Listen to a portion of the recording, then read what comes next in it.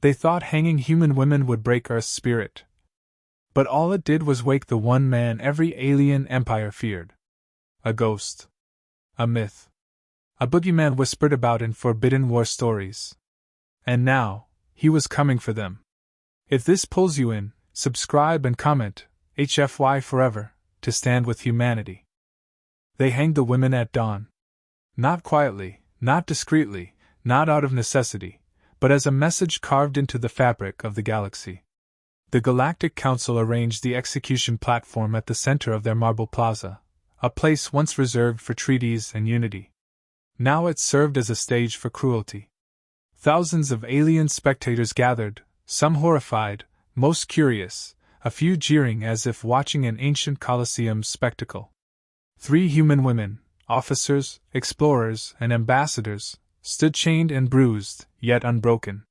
Their uniforms were torn from interrogation, but their posture remained upright, shoulders squared, eyes clear. Even at the brink of death, they refused to let the galaxy see fear in them. The Council Chancellor stepped forward, robes sweeping dramatically as he announced their sentence. He called them traitors to interstellar order, threats to galactic stability, symbols of a human stubbornness that must be crushed before it spreads. His voice boomed through the plaza as drones broadcast the event to every corner of Council space. No trial. No justification. Just an execution meant to remind humanity of its place.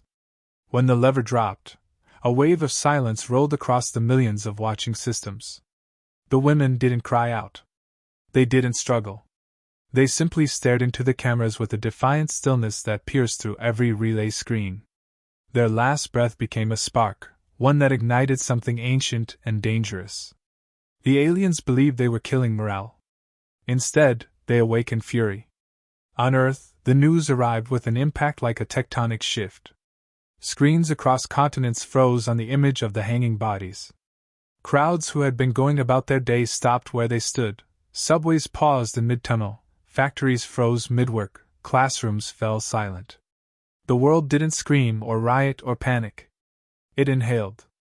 A deep, collective, soul-shaking inhale that always comes before something irreversible. Families collapsed in grief. Soldiers clenched fists until knuckles bled. Generals stared at the footage with expressions carved from stone. Humanity had suffered losses before, but this act carried a symbolic cruelty the galaxy did not yet understand.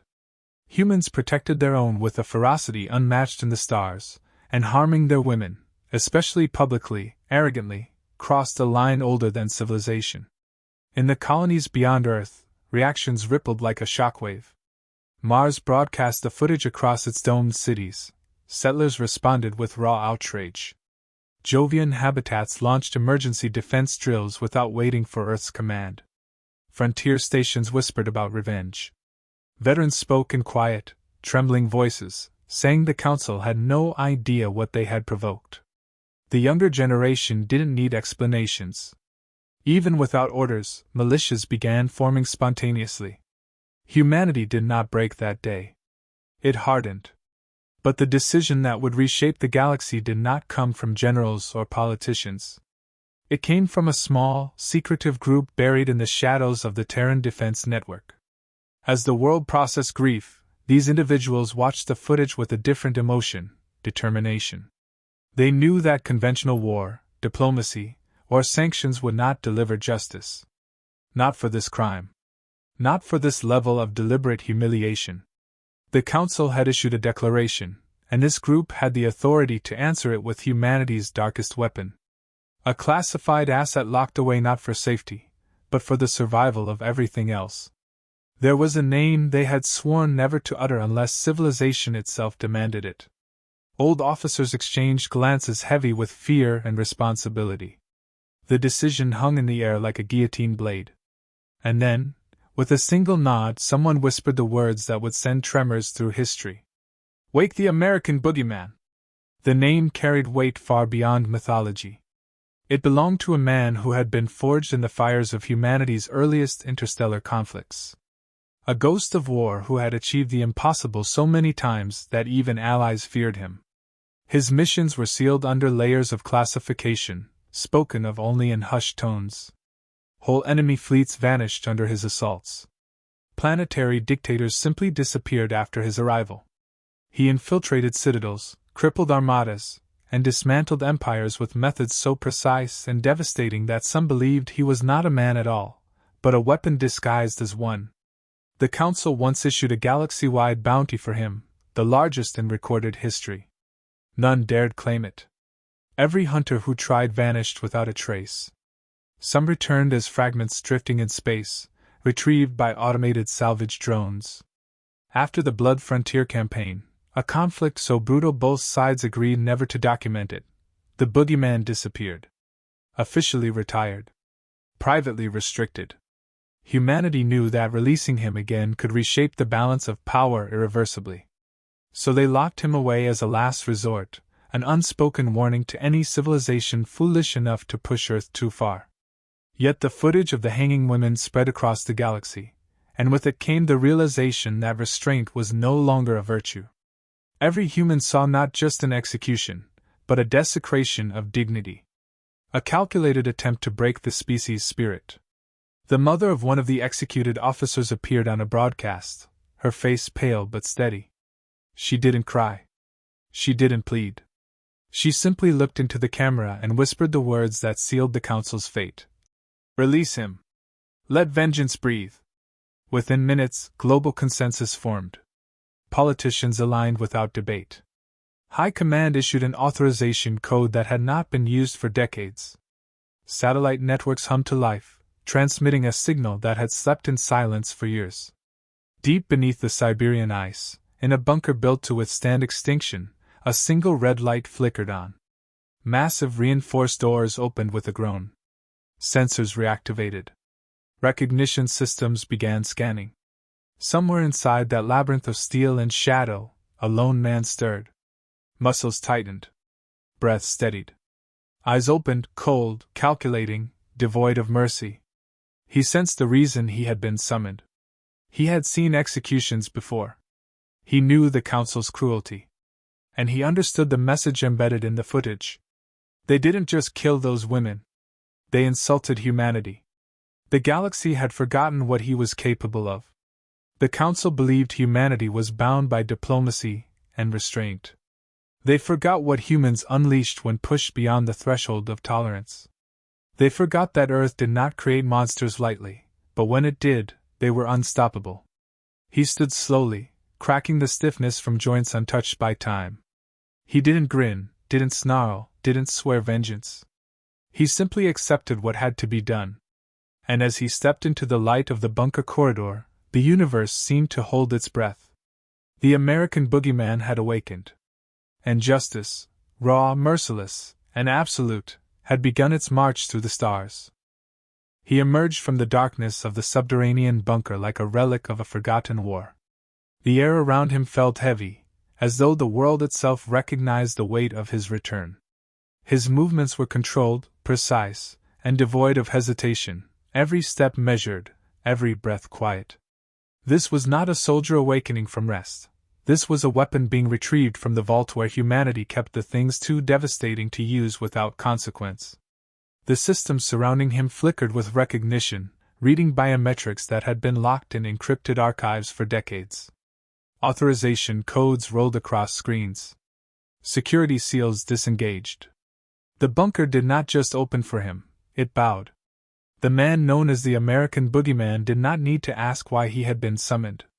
The execution of the human officers had spread across every available communication channel, reaching even the restricted network inside his dormant chambers. He watched the footage once, silently, not slowing it down, not replaying, not reacting outwardly. But inside, something ancient tightened, a cold fury sharpened by years of forced restraint. These were not just human lives taken. These were women who had served with dignity, explorers who reached across the stars for peace, ambassadors who tried to build bridges. Their deaths were not tactical, they were symbolic.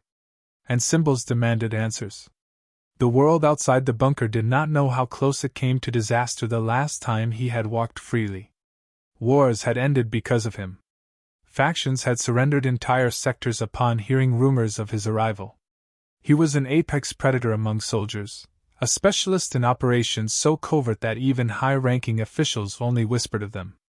Some called him a myth created to scare enemies.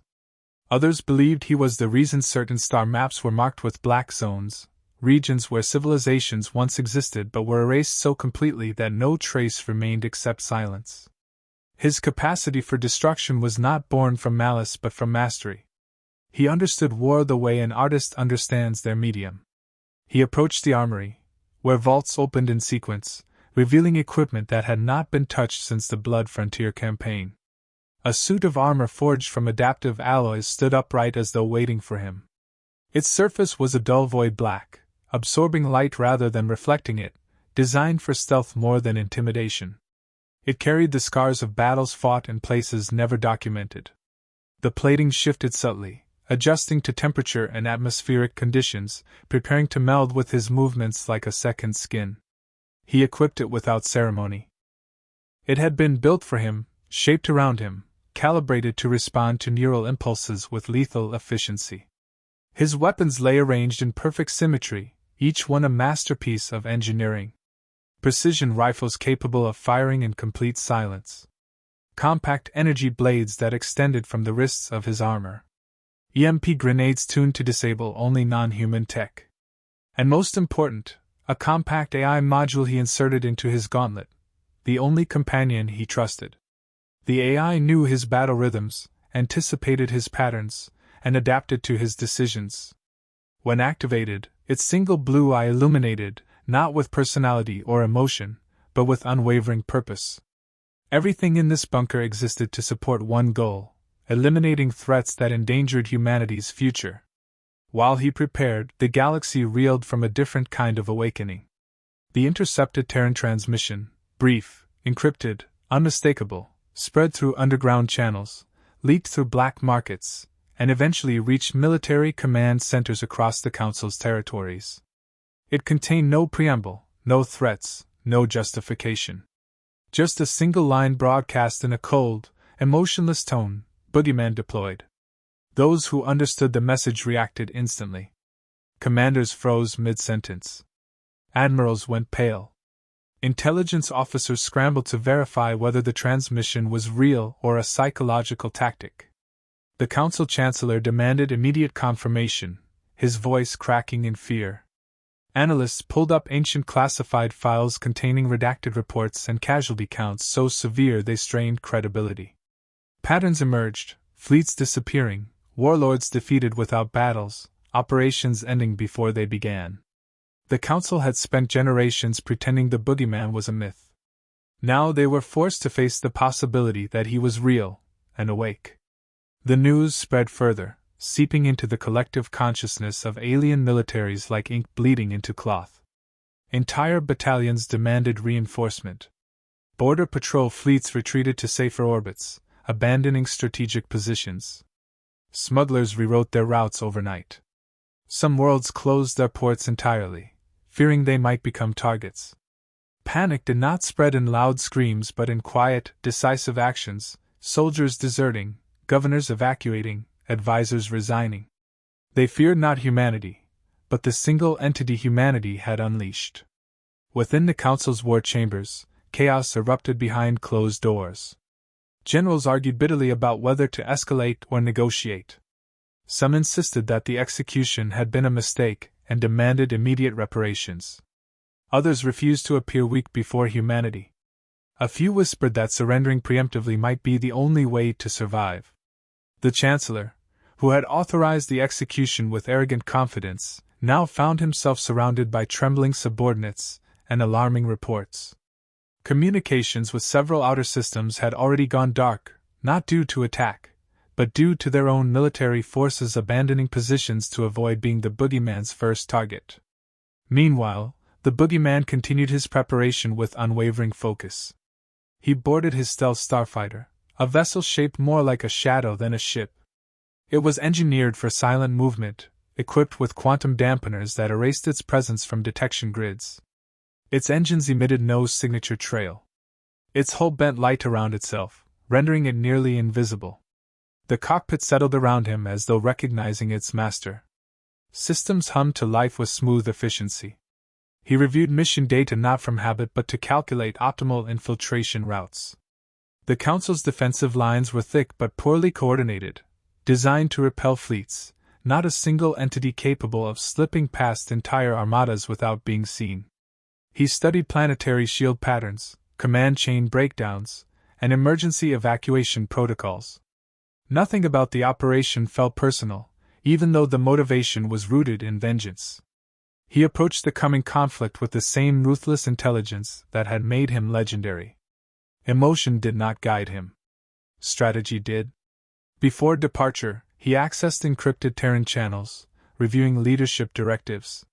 Humanity had not given him limits, conditions, or diplomatic objectives. They issued only one classification: level black retaliation. This meant he was authorized to inflict maximum strategic damage without consideration for political repercussions. Such clearance had not been issued since the Blood Frontier. It signaled the highest form of silent warfare, only invoked when the enemy had crossed an unforgivable threshold. The starfighter rose from the bunker's launch shaft, cutting through the icy air of Siberia before disappearing into orbit. It left no trace, no thrusters, no light, no sound. One moment it existed. The next it vanished. Earth watched silently, knowing what that disappearance meant for the galaxy.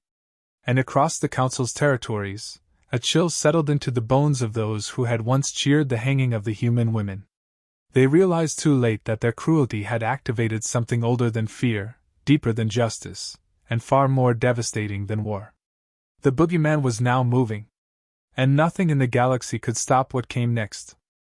The Boogeyman's starfighter slipped into hyperspace without leaving even a ripple in the detection grid surrounding Earth. The moment it vanished, Terran Command began receiving reports from deep space scouts who observed Council fleets repositioning in panic. Entire battle groups abandoned their posts, shifting away from human borders as if retreat alone could save them. They still didn't understand that retreat didn't matter. Borders didn't matter. Distance didn't matter. The Boogeyman didn't go through obstacles, he went around them, under them, through the gaps no one else noticed. He chose the path that offered no chance of being stopped because he didn't give the enemy opportunities. He erased them. While the Council scrambled to predict his next move, he had already completed the first phase of his plan. He infiltrated their outer territories without triggering a single sensor.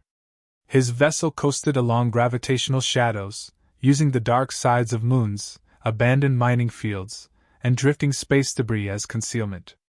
Those who had studied his past operations knew he struck quickly and with precision. They did not know that his true strength lay in patience. He could wait hours, days, even weeks if needed, letting anxiety tear the enemy apart long before he fired his first shot. His first objective was not to attack a fleet or a fortress but to dismantle the Council's intelligence network, the very system that tracked threats across the galaxy. Without eyes, an empire became blind. Without communication, it became deaf. And without leadership, it became afraid.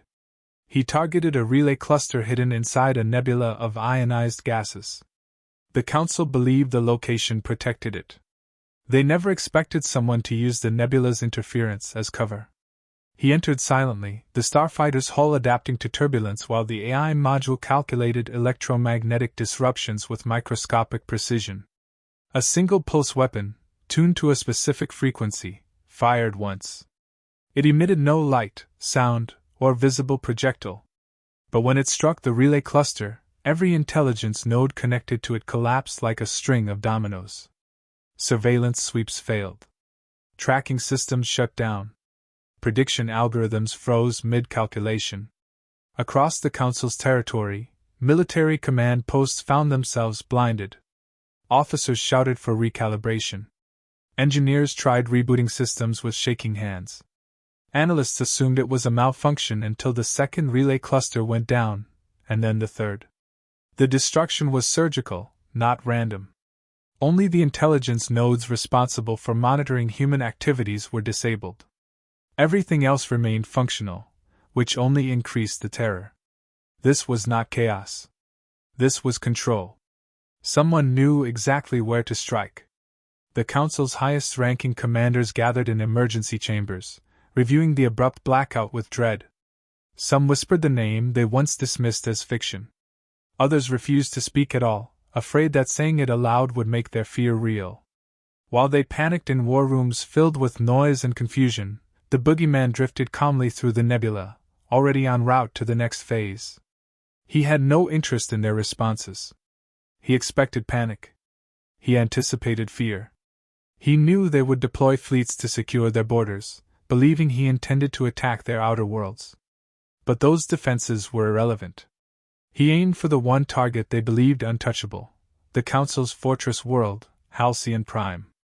A planet protected by layered shields, orbital cannons, and the highest concentration of military might in the galaxy. No one had breached its defenses in centuries.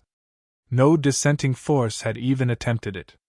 The Council believed its safety was absolute. He did not see an impenetrable fortress. He saw a structure built by sentient beings, and anything built can be broken. The approach to Halcyon Prime was littered with patrol fleets, automated cannons, mines, and sensor grids. His strategy did not involve fighting through these obstacles. He used their complexity against them. His vessel drifted into the path of an asteroid belt that orbited near the planet's outer defense ring. Timing was everything. The AI calculated gravitational drift, orbital velocity, and density shifts across thousands of asteroids simultaneously. With each passing second, the Boogeyman adjusted the fighter's position until it matched the movement of a cluster of natural debris. To the Council scanners, he became just one more rock in space, insignificant, unthreatening, ignored. He followed the trajectory until the asteroid belt intersected with a shield maintenance gap. The Council rotated shield frequencies every 27 hours, creating a microscopic lapse for calibration. No conventional vessel could detect the gap, let alone time and entry. But he was not conventional, and his vessel was designed for the impossible. The starfighter slipped through the gap so seamlessly that not even a flicker appeared on the shield readouts. Inside Halcyon Prime's defensive perimeter, the Boogeyman coasted beneath orbital platforms, unseen. He did not strike immediately. He observed orbital traffic patterns, facility power grids, timing of patrol rotations, escape vector routes. He mapped everything in seconds, committing each detail to a tactical framework that turned the fortress world into a puzzle waiting to be dismantled. Then he descended toward the surface, aiming for the Council Tribunal spire, the place where the order to hang the human women had been signed. He did not aim to assassinate the Chancellor or blow up the spire. That would have been too merciful. He intended to dismantle the Council's rule at its foundation, to break their authority so thoroughly that no one would ever again dare harm a human. Once inside the atmosphere, his vessel remained cloaked by adaptive camouflage. Cities sprawled beneath him, towering silver structures, flying transports, elevated plazas filled with millions of citizens completely unaware of the storm about to hit. He analyzed the planet's central power grid, noting redundancies and fail-safes. Halcyon Prime's greatest strength was also its weakness. Everything was interconnected. A single disruption in the right node could cascade into planet-wide paralysis. He targeted the Nexus Core, an underground facility supplying energy to shields, communications, transportation, and administrative centers. Rather than destroying it, he planned to infiltrate and assume control. If he controlled their infrastructure, he controlled their world. When he located the entry point, an exhaust conduit disguised as geological terrain, he disembarked silently, the starfighter hovering above the surface on automated stealth mode. His armor adapted to the environment, blending with the rocky surroundings. Sensors mapped the conduit's interior, identifying automated defenses. Drones, turrets, pressure sensors, heat scanners. He passed through them like a shadow slipping between falling raindrops, moving with a rhythm too fluid for machines to track. He advanced deeper, closing in on the Nexus Core. Around him, the hum of colossal energy conduits vibrated through the chamber walls. This facility powered an empire. Soon, it would kneel to humanity's fury. Far above the surface, Council commanders realized their orbital platforms were responding abnormally. Targeting reticles shifted without command input. Shield frequencies fluctuated. Patrol ships reported phantom anomalies. They demanded explanations from engineering teams, who insisted no system failures were detected. Then the Council received a short, chilling notice from an automated defense terminal displaying a single human origin signature deep within the planet's infrastructure. They had not even finished processing the alert before every alarm on Halcyon Prime began to scream. The Boogeyman had reached their core. And for the first time in centuries, the Council understood what real fear felt like. The tremors that rippled across the frontier systems were felt long before any official report confirmed the anomaly. Rumors moved faster than starships, and whispers about the human vessel spread like a pulse of static through every relay. The Council's analysts tried to suppress the growing panic, labeling the ship an outdated relic with no remaining combat relevance, but every intercepted transmission from civilian outposts contradicted the official stance. Workers claimed the vessel warped gravity fields simply by passing nearby. Traders insisted that their navigation systems failed entirely when the ship crossed their lanes.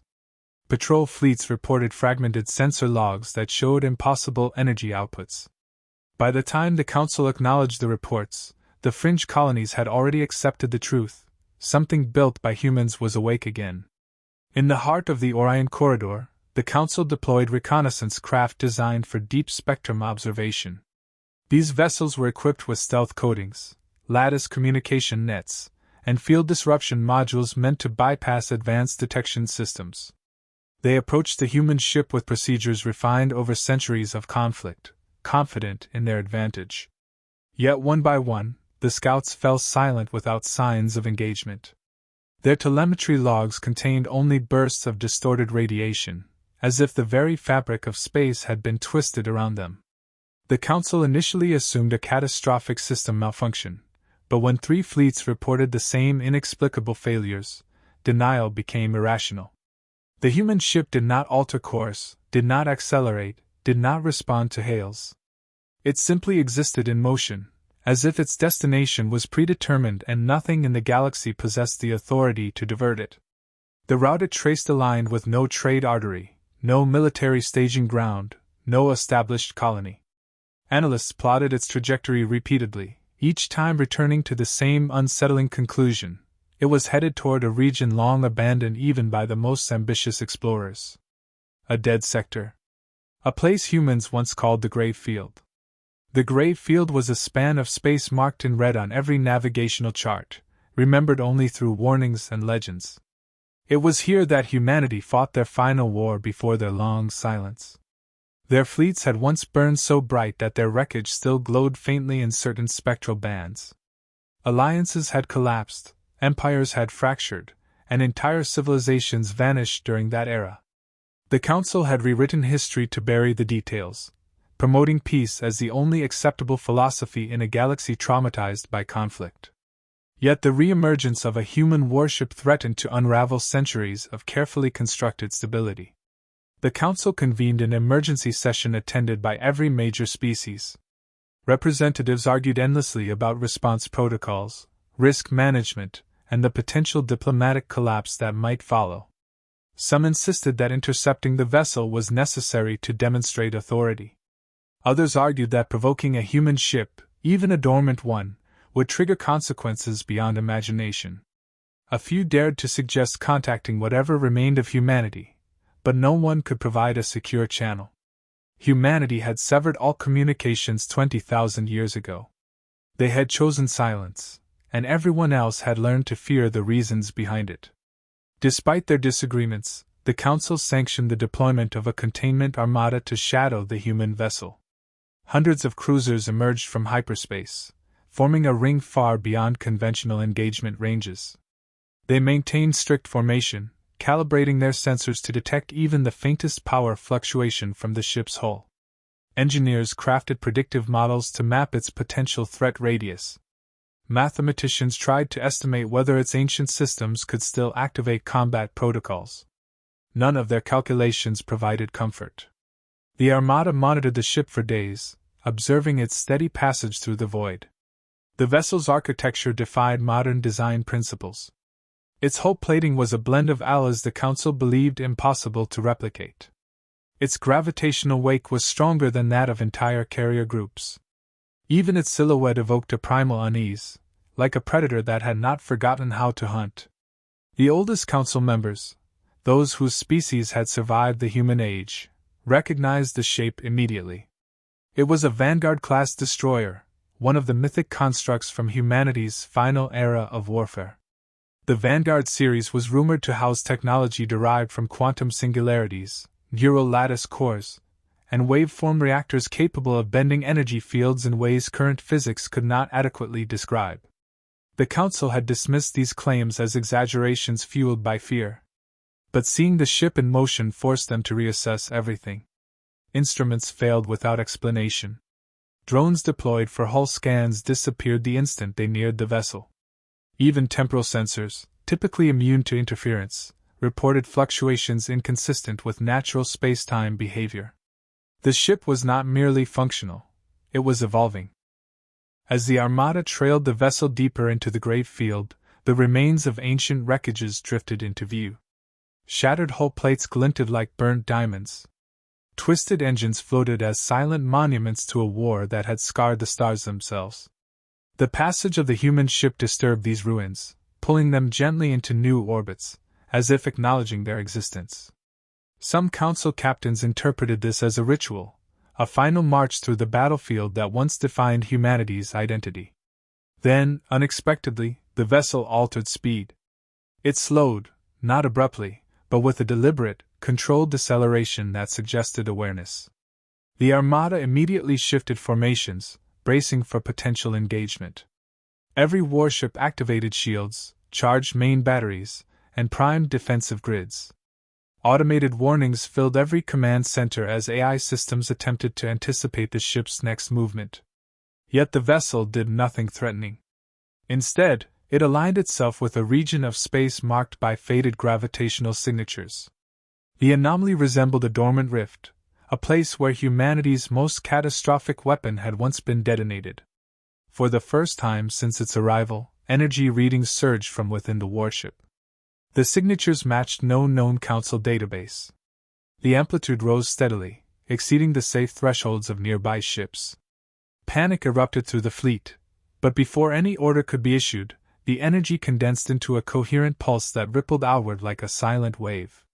It passed through every vessel without causing physical harm, yet every AI momentarily shut down. Organic captains reported feeling a pressure inside their minds, a sensation reminiscent of standing on the edge of something vast and ancient. In the aftermath of the pulse, the human ship emitted a subtle change in trajectory. It repositioned itself directly before the dormant rift, as though preparing to activate a mechanism long forgotten. The Council realized too late that they were witnessing not a weapon, but a signal. The warship was not preparing to attack them. It was preparing to awaken something buried within the grave field. And whatever that was had been sleeping for 20 millennia. The fleet held its breath as the vessel powered its core to levels that exceeded theoretical limits. Warnings filled every channel, but no one retreated. They were frozen, compelled by the gravity of the moment. In that stillness, as the fabric of space began to distort around the rift, the Council finally understood: humanity had not vanished. They had merely been waiting for the right moment to return.